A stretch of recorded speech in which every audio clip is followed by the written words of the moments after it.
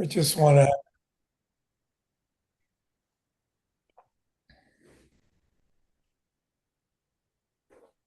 So you put yourself on mute there, my good man, and then unmute yourself if you remember, okay? Or just be quiet. That's another thing. Don't have to worry about it, okay?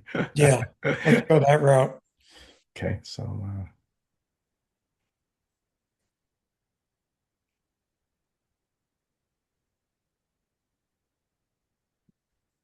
you're up to 23, young man. It's on fire. You're on fire, baby. 24, and it's rising. Okay, we're gonna start this baby rolling right now. It's 12 o'clock.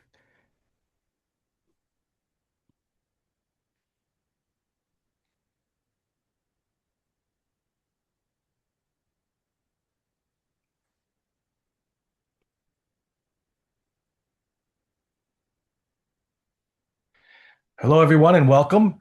Thanks for joining Western Connecticut SCORE webinar. And this topic is going to be product innovation for small businesses. My name is Dominic Chirella. I'm a business mentor here at Western Connecticut SCORE, and I'll be your host for today's session.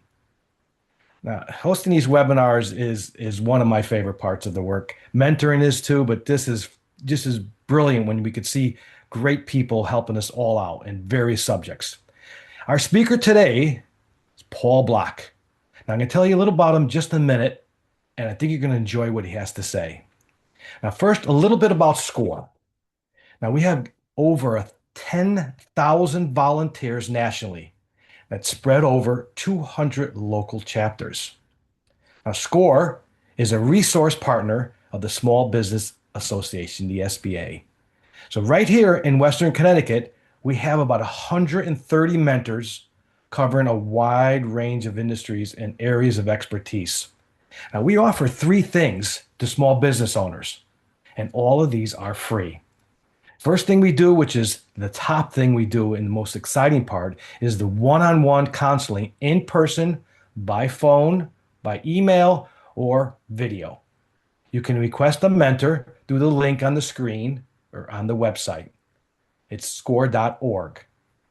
Also on there, what we're doing, we have educational workshops, live webinars like this one, and we run close to 100 of them a year. And then lastly, we have a deep well of resources on the website. It's included access to the whole network of subject matter experts. Now, a couple of housekeeping notes. If you have a question, drop it in the chat window at any point. Now, you're going to find that near the bottom of your screen.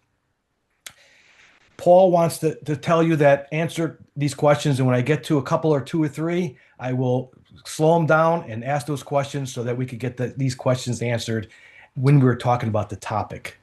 We wrap up about 1 o'clock, so to respect the time. Now, this session is recorded, and you'll be able to find the link in westernconnecticut.score.org in a couple of days. Now, on to our speaker. I have here Paul Block is a seasoned consumer packaged goods executive and board director with over 4 decades of experience turning around underperforming businesses, driving profitable growth, and building brands that last. He held executive roles including vice president of marketing, chief marketing officer, general manager, chief reconstruction officer, and chief executive officer across corporate divisions, private companies, and public corporations. Paul is known for driving innovations and transformations and for building strategies that hold up over time through lean operation, tactical discipline, and strong teams. He's held leadership roles at Miller Brewer Company, Sara Lee Corporation, Group Danone, Maristat Worldwide, where he led breakthrough innovation and accelerated growth. Paul, I'll hand it over to you. It's all yours. Thank you. All right. Well, thank you, Dominic. And hey, thank you to everyone for joining today. We have a big audience and we want to answer as many questions as possible given the time frame we have. That intro sounds a little bit grandiose, but at the heart of it, my focus is really about around new product development and building business. So just to kick it off, a little philosophical quote: "You don't have to be great to start, but you have to start to be great," right? So this is all about starting, but not just starting, starting and being successful. So that's what we want to talk about. Also, I don't want you to think this is going to be a big corporate presentation and you think, geez, I'm a small entrepreneur. I don't have the funds, or I don't have the inclination, or I don't have the corporate infrastructure. This is really about process. It's about a way to think about new product development and a way to engage in it. And you can do it at your speed, at your level, with your resources. The important thing, though, is this: that when you follow CPG best practice, and that's what we're going to talk about today, I'm going to offer you best practice in new product development. And this best practice isn't just something I thought up, it's something that I've utilized and was taught and have demonstrated success over the years. Now, average new product success rate is about 20%. And that's in CPG. That's based on a company called AC Nielsen. And they do a lot of work with corporations and with consumer product goods. Now, what they say is when you consistently follow best practice, and the companies that do that have success rates of 50% or higher. So by using this best practice, all of it, and maybe even some of it, but definitely all of it, you can increase your odds of success by 150%.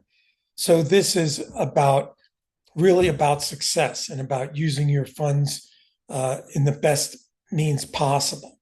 Now, many people say the reason that startups fail is money. Now, that's true. A lot of people run out of money. But the number one reason startups fail, according to AC Nielsen, is that the people that are starting the new product build something that doesn't matter. Maybe they build something that they like, that they're interested in, but eventually consumers, doesn't matter to them. It's not interesting to them. It's not something they'll pay for, and it's certainly not something that distinguishes itself among the competition. So overall, I just wanted to step back for 1 minute. When you think about starting something up, when you think about getting into a new idea or new service, you're really going from startup to scale up, from proposition to performance. Now, today, we're only going to focus on new product development, the proposition. But once you master that, once you complete that, you're going to want to move into the business case, which is the rationale for what you're doing. You want to move into a business plan, which is the blueprint for what you're doing. Then you want to test market. That's proof of concept. And this word concept is going to come up a few times here. And in fact, it's going to be the matter of what we focus on. It's not just the product, it's the concept. And then, of course, in the end, you launch and you scale. So what is new product development? Well, it's really defining what it is you want to do, who it's for, and why it matters. And what we're going to talk about is the disciplined process of creating, defining, and validating a concept. All right, so let's move along here. So this is really, at least the way I describe it, is from indifference to preference, okay? Consumers don't wake up and say, I need this product. Maybe they do, which is even better, but most of the time they don't. So they're indifferent. They're moving through the day, just indifferent. What you want to create is a preference, something they think about, top of mind, they're always thinking about, and they prefer it and they buy it and they want what you have to offer. Now, the outline I have today is creating the idea, building the concept, doing the market analysis, looking at segmentation, building the position, prototyping, the feasibility, which is, can I do it operationally, and the viability, can I make money financially? So I don't only want you to think about this as an outline. Best practice in consumer packaged goods is all about stage gate evolution, go, no go. You know, let's go through each of these and they marry the outline, and we're going to talk about each one of these. You know, the idea, the concept, the marketplace, segmentation, positioning, prototype, operational feasibility, and financial viability. Each one of these is a stage gate. So what's a stage gate? A stage gate is a go, no go. All right. You don't want to go through, spend your time, spend your resources only to have something not work. If the idea isn't a good one, it's a no go. If the idea is good, well, we move on to concept. If the concept is good, consumers relate to it for all the right reasons, it's a go. So think about product development as a stage gate, each stage being a go, a no-go, so you don't spend time and effort and money. So let's roll through each one of these. And again, you may have questions. Some of these are maybe more complex, some are easier. So the idea starts, you wake up one day and you observe something. It's something you notice.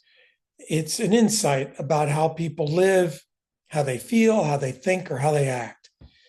It's not what they say necessarily, but it's about observed behavior because that's more powerful. So I live in Westport, Connecticut.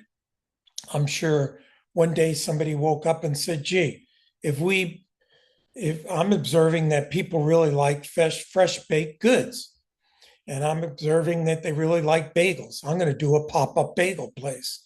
That's an observation. And then they came up with an idea and a concept, not just the product, but where it can be, how fresh the bagels can be. And so the observation sparked an idea or a concept. This is a product or a brand opportunity. It's what makes someone say, oh, hell yeah, I want that. Not just, wow, that's interesting, but really, it really compels them to purchase, and it compels them to purchase over the competition. Now, I'm going to build on this observation and idea, and I'm going to do it with an example that we can carry through all the way to a concept and all the way through the stage gate process. So let's say I have an observation. I look around and I go, wow, I'm observing most people feel and behave like most energy drinks feel synthetic. They see them as overstimulating and nutritionally empty. So that triggers an idea. In my head, I come up with an idea. Hey, I'm going to create a plant-based energy drink that delivers clean, balanced energy with clarity, not chaos. So what that starts to do all of a sudden, yes, I come up with a product idea. I'm going to create an energy drink that's plant-based. Okay, interesting. But not only going to do that, but I'm going to promise that it delivers clean, balanced energy. And I'm going to give a reason that it's done with clarity, not chaos. I'm already moving beyond just a product, and I'm starting to build more interest around that product in terms of a concept. So let's explore that a little further. How do we turn indifference of just a product, of just an energy drink, into preference? So I've said, hey, and you could put your product, you can put your concept in here. This is just a placeholder. So I start with the concept elements. Can I generate, refine, and shape my idea into a clear value proposition? Is this different? Is it better? Does it solve a need or desire? And what is the reason to believe? And we've started to do some of that. We said, yeah, it's different. This isn't just a plant-based energy drink. Yeah, it's different than regular energy drinks with sugar and caffeine that's derived from non-plant-based, but it also delivers clean, balanced energy. And it delivers with a clarity, not chaos. So then I start to think about well, how can I pitch this to consumers? Can this concept be clearly communicated in a way that resonates with the target audience? And oh, by the way, who is my target? So we're going to talk about that. And then we want to validate it against this target you pick. Do the people want it enough to choose my product, to take action? Not only to take action, but they've got to put their money out. They got to spend money. And why are they going to do that? Why are they going to spend their money for your product, your concept over others? So we've got a few hurdles here. So what we want to start thinking about are the elements of the concept. And in consumer product terminology, they're called FABs: features, advantages, and benefits. Now, the feature is what the product is. The advantage is what the product does, why your product is better. And the benefit is ultimately the value to the person buying it. And I'm going to show you why these are so important. So if you develop a product, start thinking about what it is. In this case, I'll show you what it is. It's a natural plant-based tea that provides the caffeine. You might want to think about what is your product, what it does, how is it better, and what is the value. All right. Let's take our plant-based energy drink just for an example. You can use this for your product or your service. Okay, what is it? Clearly, simply. And you can plug in here what your product is, what your concept is, what your service is. Here, we're saying it's an ancient tea extract. That's what my plant-based energy drink is. It includes ginkgo biloba. That brings the clarity. It's stevia for sweetener. That's plant-based, and there's no synthetics. Okay, that's what it is. What is it? What it does? What does it do? It boosts blood flow to the brain through the ginkgo biloba. It's steady caffeine through the ancient tea extract. It's 0 calories, natural sweetness through stevia. And it's a clean label, easy on the body because it's plant-based. Now, some of these melt into each other, but why it matters? Why should I choose yours over someone else? Clean, free energy, crash-free, focus, clarity, taste, no sugar, aligns with health conscious lifestyle. Perfect. Now I've really got something to build off of. This is starting to be more than just a product. This is really a concept. This is demonstrating what it does, and it's defining the value to the customer. This is giving them a reason to pay for it and to buy it over other competitors. Now I need to take that. I need to transfer it into my concept. Okay, I need to think about who is my target audience? Well, here, they're going to be people who want an energy drink, but not just want energy, different types of people. And we're going to talk about that. Of course, the name, we're going to pick a name. We're going to try and solve the problem with the features, advantages, and benefits, and in the end, provide a reason to believe. But we also want tone and manner, like, just a little bit about more than this, a feeling. We want to make sure we have our specific target and our usage occasion. All right, now, how does this manifest itself? Boom. Okay. I'm going to build a concept board. I'm thinking of mindful achievers as my target. And I try and get the best representation of those mindful achievers off to the left with a graphic. This makes it visually accessible for the consumer.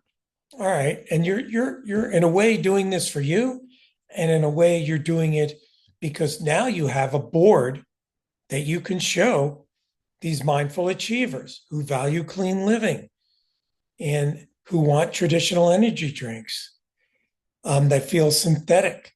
Well, they don't want traditional energy drinks that feel synthetic, overstimulating. That's why we have energetic, and then we define the plant-based energy drink, and so Well, on and so forth. And it's well, rooted in. I'd like to interrupt here, Paul. Yeah, go You right mentioned ahead. that you like that. One person named DW had a kind of a question that's kind of similar to this, what you're ending with here. He said he had a business professor. This is DW. He has a business professor that said once, "You think you have the best product in the world," and the customer yawns. And then he went on to say, "Everything is customer centric." That's one question. And then the second question, actually, I was just also part of this. It's that when you think about Nike, you don't think of the product or the features, you kind of think of energy. When you think of Apple, you don't think of the product again or the features, you think of innovation. Say, for instance, Amazon. You don't think of the products it has, but you think about efficiency or ease of use. So I'm curious, these are two questions. One is again about the customer, and one is about emotion. Yeah. So let's take each one of those. Good, awesome question. The first one is yes. Um, I don't know if your professor's right or wrong, but customer centric is the way to go. Everything centers around the customer because everything happens in the mind of the customer, right?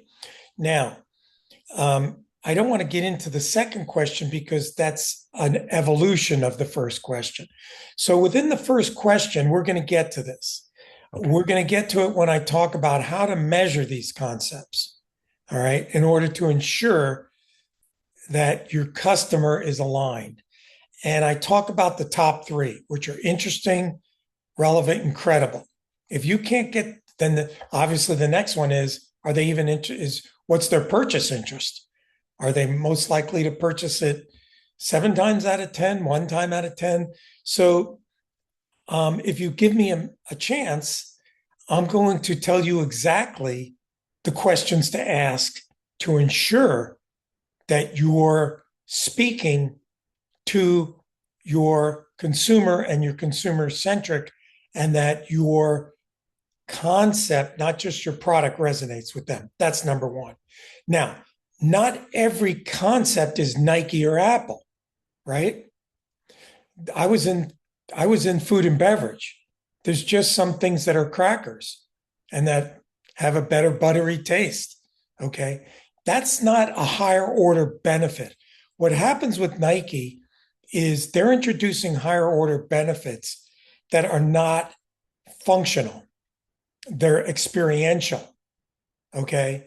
So when I talk about energy, that's experiential. It's not particularly functional, right? There's not, the shoe doesn't have better cushioning, which is a feature, right? That's a function. What the shoe does is make me feel like I can win at any sport. Now, another quick example so we can move on is I was the chief marketing officer of Evian water. Now, there was some functionality about the water, but instead, our advertising said another day, another chance to be healthy. That's experiential. It's not about the water itself. So, as you move through the development, you may move from more functional benefits to more experiential.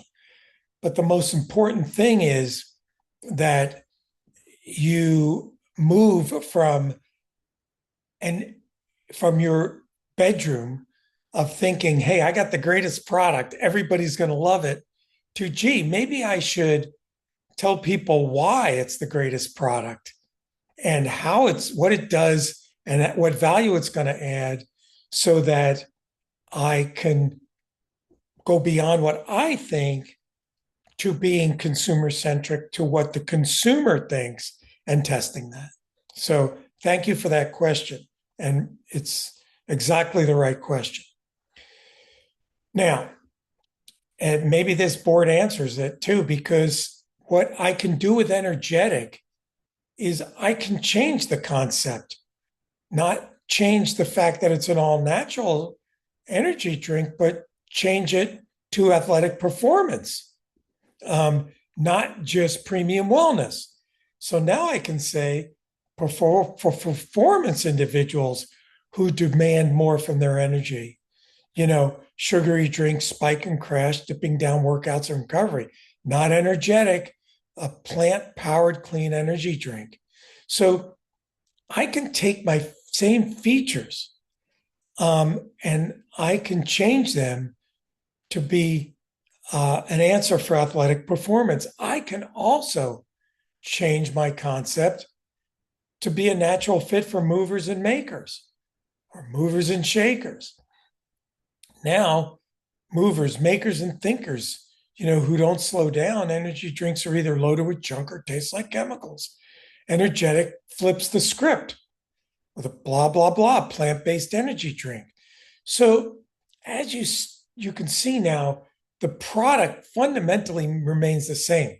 Plant-based, ancient tea extract, ginkgo biloba for brain fuel, and clean sweetness from stevia, But now I'm changing the concept to go towards different targets and to build on kind of different tone and manner, different moods. So that's why the concept's so important. It covers the specifics, but it also is expansive. Now we get to your question. Now let's say I built my mood board, if you will, or I built my concept board, and you can build 5 different concept boards based around the same product. And you can test each of those.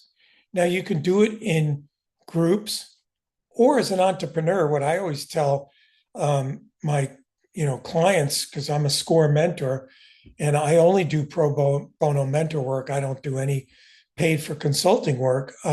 So I'm always working with SCORE clients and I'm always coaching them around the idea that, look, you don't have money, just do a one-on-one at Starbucks, but ask the right questions. Ask questions that are relevant, interesting, and credible.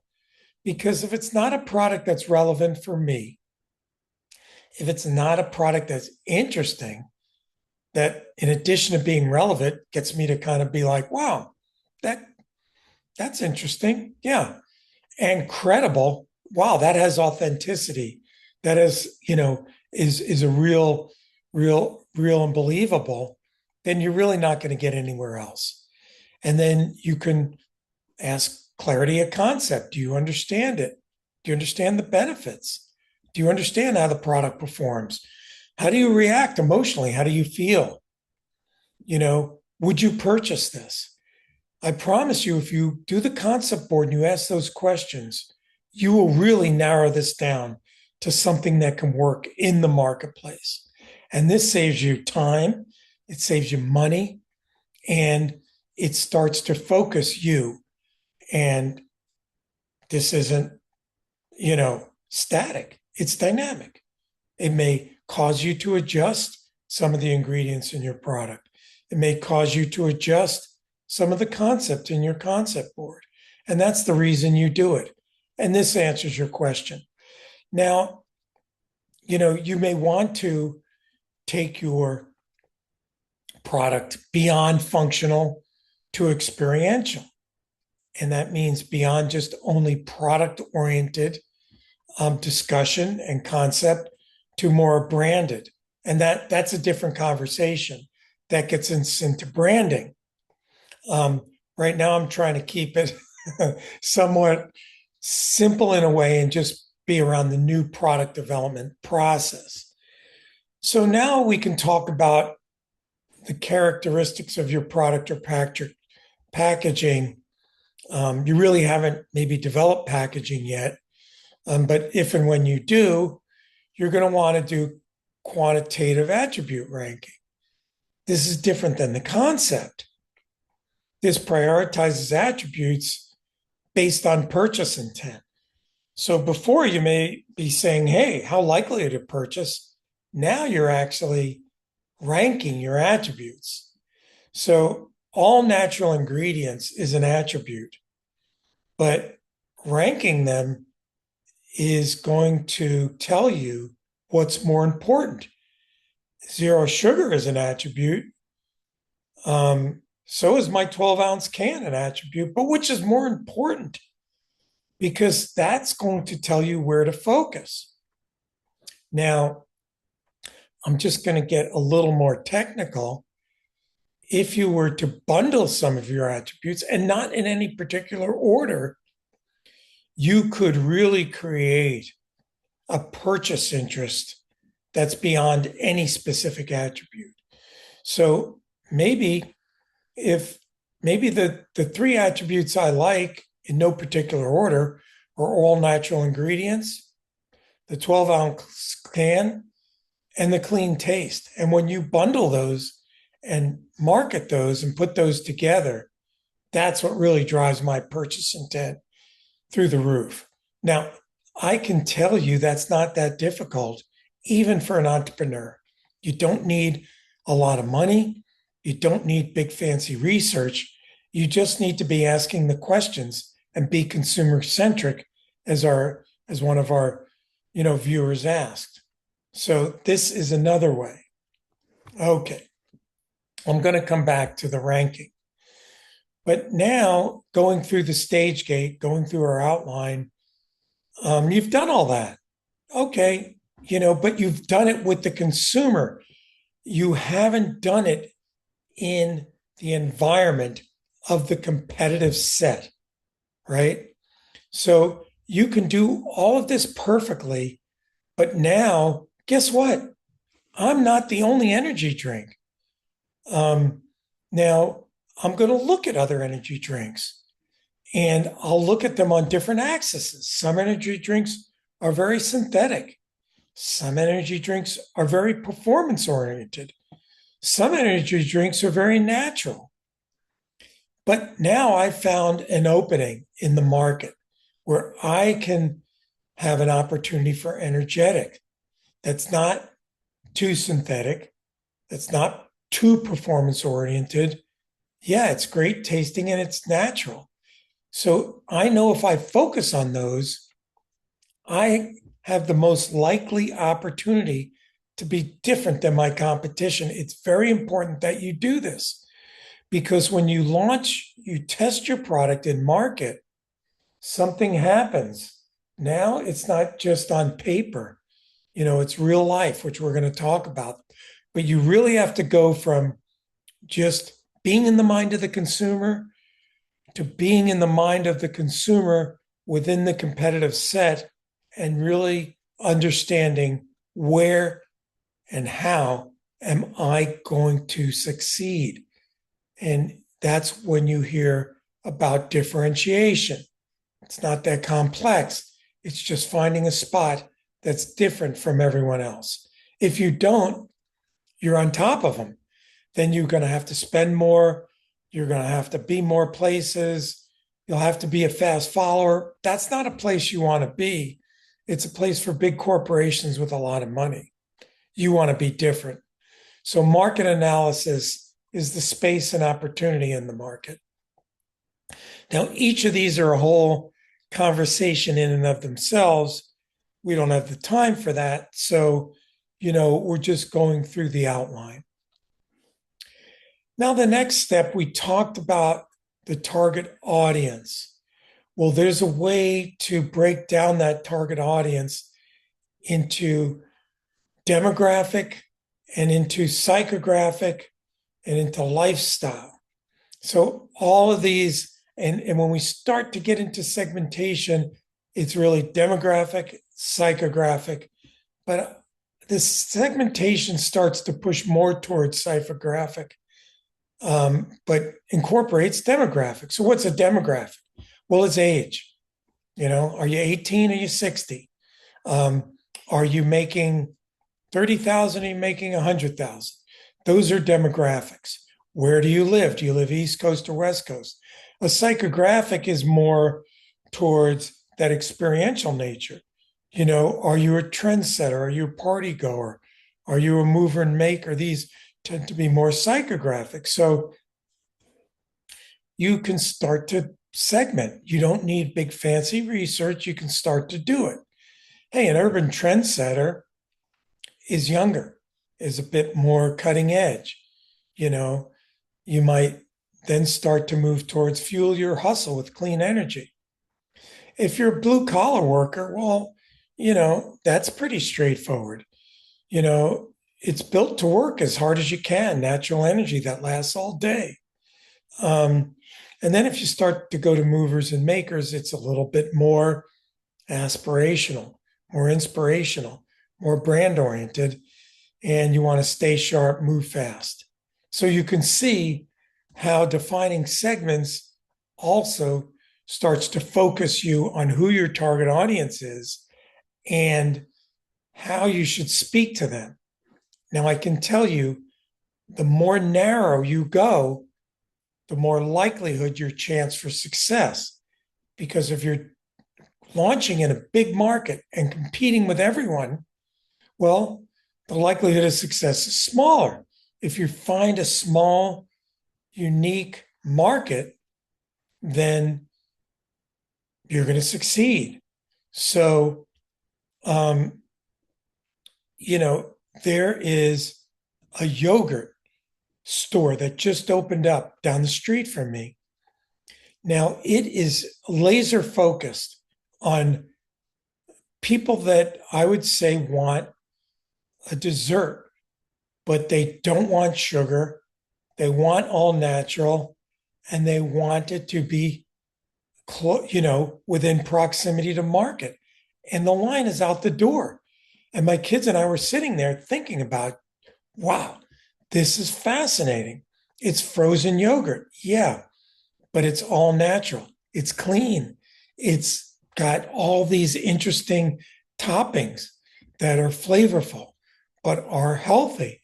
So, sometimes all of this is about layering, just layering on your concept to a point where you become so unique, so different against this target that they just have to have it. And that's where you want to be. So now you start to getting into your strategic positioning. You start to really frame the offering. And, the target audience is this specific group of consumers, that your product aims to conserve. And again, the more narrow, the more segmented, the more your product addresses what they want, the more successful. So then you get into frame of reference, and that speaks to the competitive set. That speaks to your competitive mapping. It's the context in which your product competes. So you want it to, in some ways, be less competitive by being more differentiated, right? I know it sounds ironic, but that's where it is. Because that's how you're going to succeed. That's the store where they're just out the door, the type of product or service you offer, that just isn't even comparable. This says what you're comparable to, but in some ways you don't want to be comparable. You want to be so unique that you're just not the same. And that happens by your unique value or benefit, and I go back to the pop-up bagels. It's so hot and fresh just coming out the oven that there's a window of opportunity for people to buy them. So pop-up bagels isn't something that is going to be there in the afternoon unless they're doing a whole new fresh batch. Hey, this is the morning batch of bagels. Now we're doing the afternoon. This yogurt is always going to be special, unique, clean, and offering. So think about all of that as you're positioning strategically. And again, we're here for you if you want to walk through your product idea and go through these. That's why you have SCORE mentors to do all of this for you. All right. Well, now we get into the practicality, and I'm going to zip through this so we have time for more questions. But now you need a name. You need a logo. You need the packaging. And you see, I did it all here for energetic. My logo is a big E. my product is going to be in a recycled plastic container so that I'm not harming the environment, or a recycled aluminum can. And um, now I'm going to put all these together, because I want to talk to my target audience. Um, and I'm going to show you how now I incorporate this with my concept, and how I try and see if the product and packaging fits my concept. You know, does it deliver? Does it deliver on what I said it was the promise? Does it deliver on usability, functionality, emotional appeal, all the things I told them? So now what I can do is, boom, I can plop it into my concept board. Now I have what they call in consumer packaged goods new product development, product concept fit. I want to make sure that my concept that I talked to them about that they loved now fits the product. It fits the package, it fits the logo, and maybe you're far enough along to allow them to drink out of the can, or test your bagel, or test your, frozen yogurt. So that's even better, because now you're saying, hey, I know I talked to you about this concept. Am I delivering on it? And if you are, wow, now we can close that chapter and move on to several next questions that are critical. All right. So you're sitting back, you're like, okay, this was awesome. You know, I had a product that wasn't enough. I built it into a concept. I did variable concepts. I found the one that the consumers love. I then overlaid, after I found that they loved them, I did a product concept fit. They loved the product. They loved the packaging. The concept fits. Well, now I have to ask the question, can I make it? All right. I knew I could conceptualize it. I knew I could go down to my kitchen and, and, and, and create it. But now, can I make it? And can I make it at scale? And the first question is, can I make it at any scale? Because even if it's a storefront, it's still like not one or two samples. Now I've got to make enough to get through the day. When I went to the yogurt place, they were out of product the first day they launched. Obviously, the scale that they were making it at didn't respond to the demand they had created. But you've got to ask a more fundamental question. Can I build, or can I outsource it? The capabilities, resource, and operational runway to deliver the product. And you want to deliver it with quality, consistent, and speed. And this is a big question. There's a technical question here, an operational question. There's skill and capability. And if you're working in areas that require regulatory approval or regulatory compliance, you have to think about that. Maybe you want to even think about that earlier. And then maybe you'll outsource. I was working with one client, and she wanted to produce a drink that was chocolate, but she had to pasteurize it and do it in a way that was very unique. She had she couldn't just do it. This pasteurization required larger quantities. So she had to scale up, and she had to refrigerate it, and she had to warehouse it, and then make sure she had demand. So the process is all integrated, but you have to make sure from a feasible standpoint you can make it, and you can make it in the right way, you can warehouse it, and you can get it to market. All right. Now, I don't want you to focus on these charts. I just offer them as the type of detail that needs to go in, but you need to now think about not only if I can make it, can I make money? And because let's say you can make it, and now you find out that you can't price it at the right price point to make a margin. That's a problem. So maybe some of the bigger competitor, bigger corporations have critical scale and they get their cost of goods low enough that they get a margin that's not a problem. So this matrix of financial viability starts first with price, COGS, and margin. Can I price it at the right price point? Where's my competition priced? Can I charge more? Do I have to charge the same? You know, and then what's my cost of goods going to be? Because I'm not going to be able to have all this scale. And maybe if I'm going to use a special extract to be different, my costs are going to go up. And do I have the margin to really sustain, um, you know, the uh, the the business that I envision? So price, COGS, and margin. That's step one. Because let's take an example. You know, you can price it that's competitive. You've got the demand. Wow, this is great. I'm now selling it. People are buying it.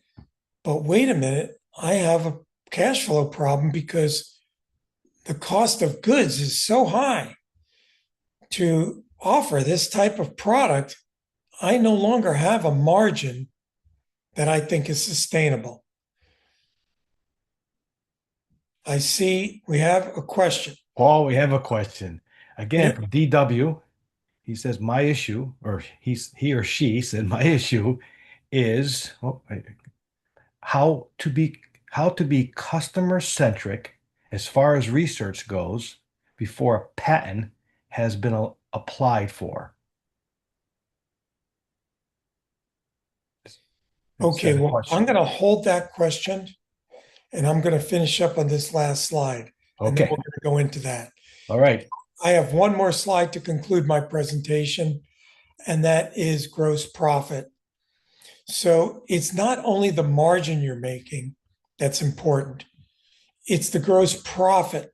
So, can I generate enough reoccurring revenue that will build enough gross profit to fuel my operations over time? And that's important because that speaks to cash flow. Okay. So, many times, if you're working with a score advisor or you're working with any advisor, or you're just thinking it through yourself, um, really at the end of it, financial viability is also, am I going to generate enough revenue with enough margin that produces enough gross profit to fuel over time? Because you're not going to be cash flow, probably, you know, cash flow positive right away. But over time, you do need to be because you can't borrow money forever. So financial viability is first price, COGS, and margin, and then it's revenue, gross profit, and operating costs. I just wanted to get that out. And now I'm going to just finish by saying that's the stage gate: ideation to financial viability. Scale up, start up to scale up. Make sure after new product, you're thinking about business case, business plan, test market, and value creation. We can support you in the new product development, as well as all the subsequent areas that need to take place to get you to the market and to launch. So if you can imagine it, you can achieve it. If you can dream it, you can become it. All right. Now I'm going to move into questions. I just figured I'd get that out of the way. So now we can just dedicate the rest of the time to questions. So the last question was, how do I, and Dominic will help me, how do I remain consumer centric before I apply for my patent or before I get my patent? Yes, that was the question. Okay. Well, And we had another person on that line also. It sounds like he knows, is Chris mentioned that provisional patents give you protection for a year. So, yeah, well, I mean, Patents, first of all, let's go back to the first question, which is how do I remain customer centric um, when I'm applying or waiting or applying for a patent? I really think you have to decouple those because, I mean, I wouldn't focus on a patent. Patent is conditional. What you want to be is unconditional. When you're developing a new product, you're thinking about what's possible, not what's conditional. You're thinking about what can I do that's so unique, that's so interesting, that's so authentic that consumers are going to line up out the door. And once you start to place conditions on that, it's going to revert you back to circumstances. It's going to revert you back to finding reasons why not to do it. In new product development, I know I'm telling you a lot of things to do to measure success, but measurement is one thing, conditional development is another. So I wouldn't start by thinking about, geez, can I get a patent or can't I? It doesn't matter. Trust me. Let me ask you a question. If you couldn't get a patent, but customers were lining out the door because your product was so unique, so different, and they realized that, you might never need a patent, right? So don't focus on the patent. Focus on the end game. Now, if you want to get a patent, I'm not discouraging it, but that's going to take a while. So maybe you'll get the small R. Maybe you can say it's registered. Yeah, that would give you credibility in the market. People would say, wow, that's credible. He's registered. He's a registered trademark. You know, or you could put pending patent. You know, sometimes people put pending patent. But patents are going to take a while, and you don't want to be conditional upon a patent. So that's number one. And what was the other question? Well, actually, DW answered you over here, and he says this is moving forward regardless of a patent or not. So I guess you answered the question, Correct. which was pretty good. Correct. That's Uh, my the that's my other the other question advice. was coming from me, Paul. I was going to just work with you. Is that you see so many, like I said, you see so many people, you see some of these other areas that don't have features, and really how they sell it's more emotional. I guess people buy Apple products because again, it's innovations. You use Amazon, maybe it's not the cheapest, but yet it's convenience. And you buy Nike because you feel like you're a go-getter. So there's the features are gone. But I think you answered that was the question you answered already, that this is for products that need it, taste. It has to have features because this is what you're comparing to other products. I think you answered that question. Well, the first thing I would say, Dominic, is let's distinguish between my emotion and emotion that's interesting, relevant, and compatible to my target audience, right? Yes. Because what's happened is I get excited about a product. This is the same people. I'm sure you see it with the people you coach. Yes. Everyone's excited. Oh, I got this new idea. It's my grandmother's recipe, or I created this in my kitchen and I'm so excited about it. And what I tell them is, are you going to be able to buy enough to build a business? Yes. And then I Yes. also tell them, don't listen to me because I'm not going to be able to buy enough to support your business. Sure. The people you No, have that's to it. listen to are your target consumers out in the marketplace. Now, if you can get them really interested and them telling you they're going to buy it and they're going to stand in line, now you have a business. That's number one. Number two, I think this is all foundational. It's not conditional. It's foundational and directional, and it's not restrictive. So, because you're building features, because you're expressing advantages and benefits, doesn't mean this doesn't rise to a brand that a brand umbrella that is experiential. Yes. So this doesn't discount it. This is foundational. It builds towards that. And Sure. what you shouldn't do, and I believe you can't do, is is not follow the discipline. What I'm trying to sell here is not do it because I said it, do it because it's a disciplined process. And I'll back up a step, a demonstrated discipline process. I have built billion-dollar products. Now you say, well, you work for Miller, you work for Dannon. Okay. But I built them as an entrepreneur, as an entrepreneur. But Yes. I built products that were 100 million in 1 year. So it's demonstrated. Sure. Well, Paul, you just have to say is that we're mentors here in this group, and it's exactly right.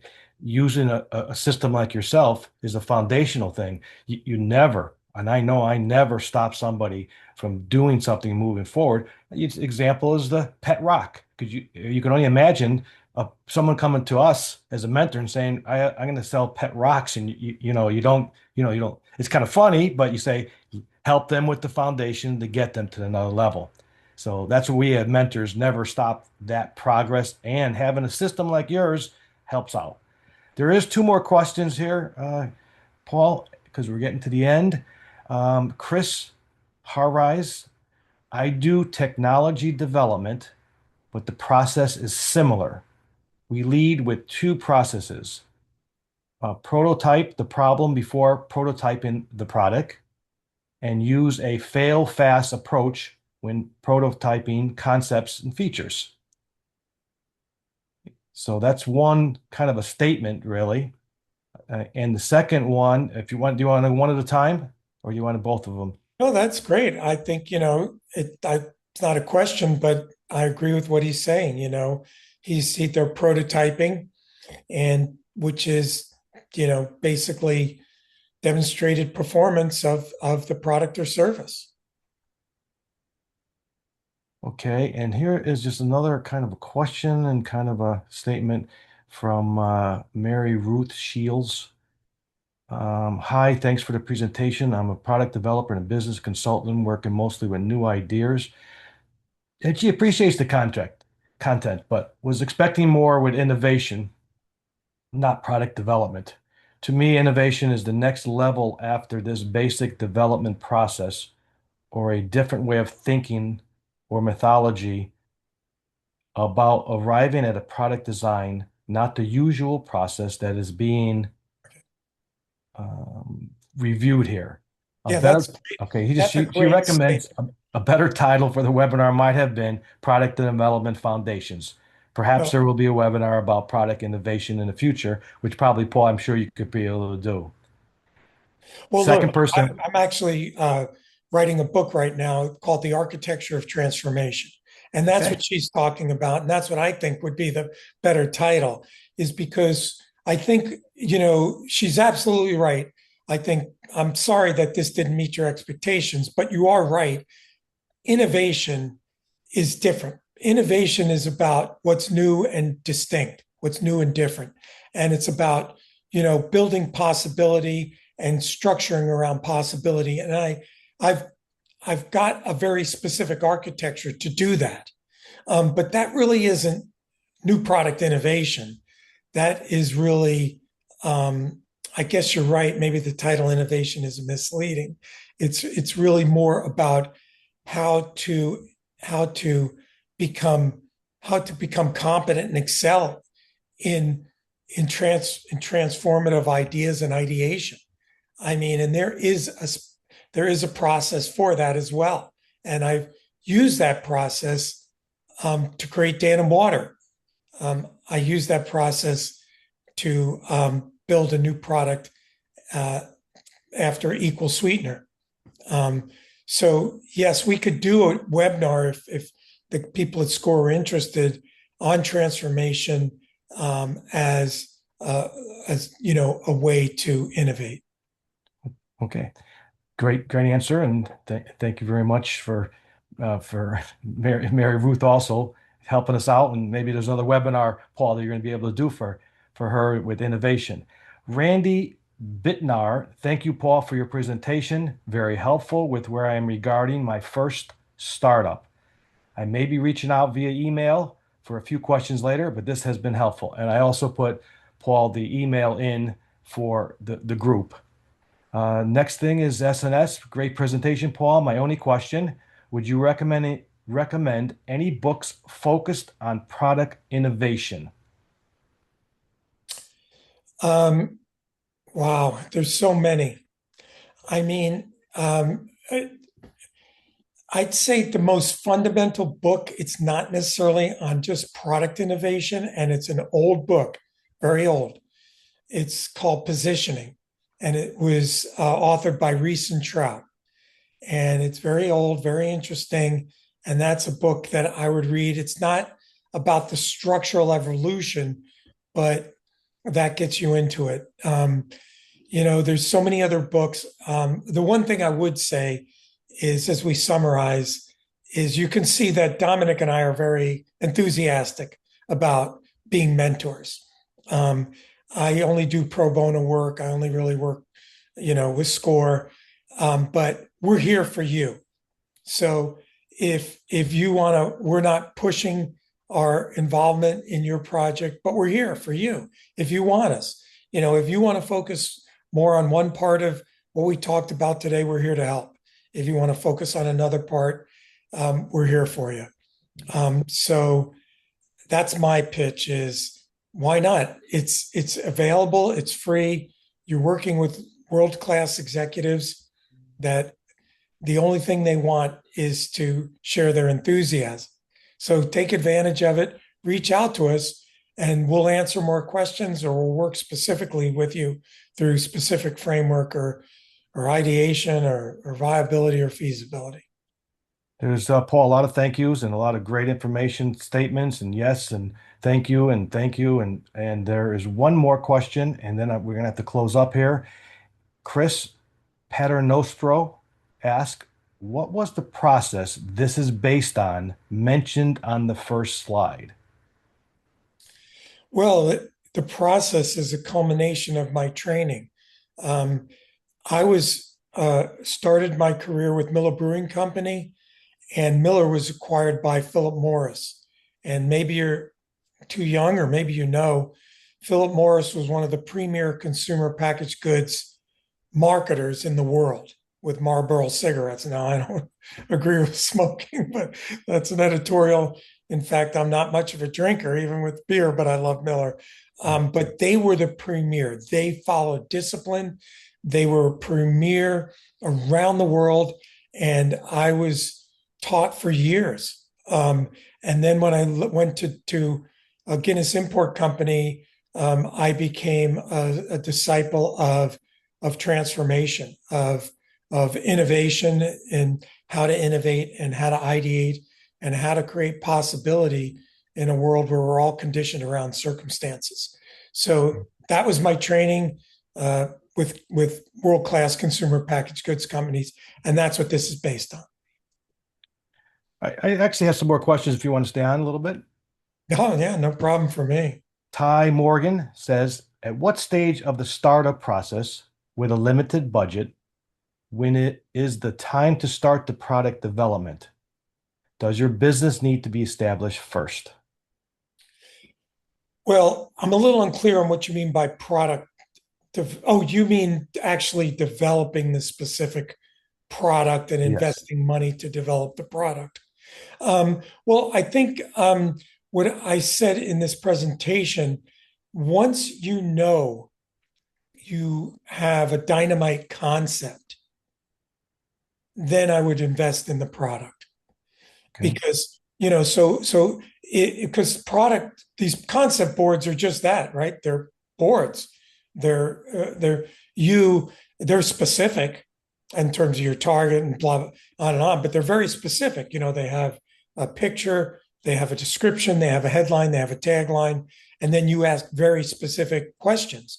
If after you show them, let's say you show 5 concept boards, and you come out of that with a great understanding of who you're going after, what you're giving them, why they want it, and they're just crazy over this. I would invest money in the actual development of the product. Okay. And last but not least, an anonymous attendee, as a startup, is there any incubator program or college university to help business owners with bill of material for product development or stage gate for start to finish?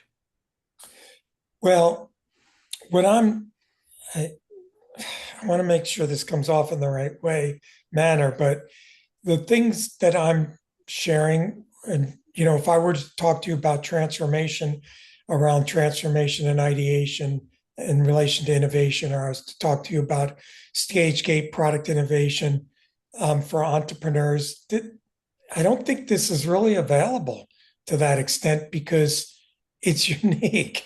I mean, entrepreneurs really don't use stage gate, and I don't know of any entrepreneurial state training that incorporates large corporate training and discipline into entrepreneurial execution.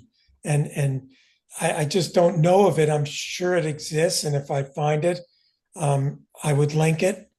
Maybe Dominic does, but I think what we're Well, I bringing. can just tell you, Paul, you're correct. It's almost like business development or business and slash life development that we help other people with. You'll have a course on accounting, you'll have a course on bookkeeping, you have a course on leadership, you have a course on economics, you have a course on employees.